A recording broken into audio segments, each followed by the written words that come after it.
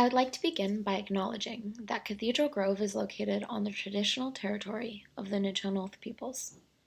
My name is Tanisha Dubord, and I'm presenting a social studies lesson based on location at Cathedral Grove for a grade 4 class.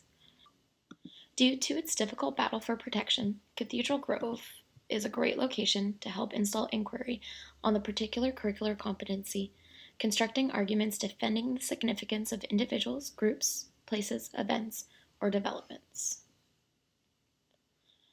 The content we are going to touch on in this lesson proposal is early contact, trade, cooperation, and conflict between First Peoples and the European peoples, the impact of colonization on First People societies in British Columbia and Canada, and the physiographic features and natural resources here in Canada. This is a rare and endangered location, hiding an ancient Douglas fir ecosystem. Most of the trees here are full of history, with some reaching the age of 800 years, and towering more than 75 meters high. That's comparable to a 22-story building. The trees here have survived hundreds of years of forest fires, storms, and other natural disasters. But even more impressive, colonization. Though a preserved park now, it is important to acknowledge the connectiveness of Indigenous peoples who have cared for this biological treasure for over thousands of years, who have preserved and protected its natural growth. The trees that live and lay through the growth are considered important artifacts. Some of the red cedars show bark that have been stripped away by the Indigenous for ceremonial purposes, dated back to 1137 AD. Cathedral Grove has been ruthlessly ransacked for commercial profit, with no concern for future generations or the Indigenous people who live here.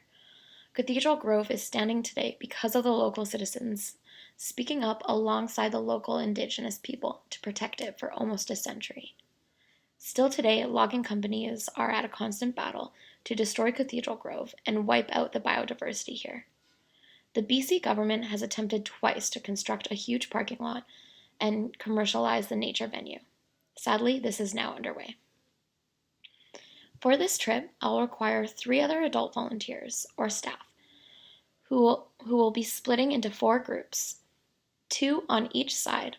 First, I will go over the perimeter boundaries, staying on the trail and within sight of their leader.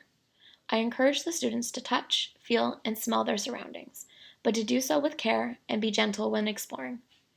Most importantly, nothing is to be moved from its home. I will be sure to have a backpack with class list, contact information, and any medical requirements, including my first aid kit. The students will have 20 to 30 minutes to explore their side. When we return, we will discuss with the other group on our side what kind of resources we were able to find and how it could be gathered and or used by the First Peoples or later during the industrial development. What did we smell, hear, and feel? What signs of history could they see? As well as anything else they wanted to share while exploring. After trading sites and exploring once more, the whole class will gather and debrief, as well as discuss impacts of commercial industry and colonization on these local parts. This discussion will provide them with ideas for their next project and will lead their own inquiry on a local destination of their choice. They will present its history and its current standing with Indigenous culture versus industrial resources. Thank you for listening, and I hope that this presentation will help provide you with lesson ideas for your classroom.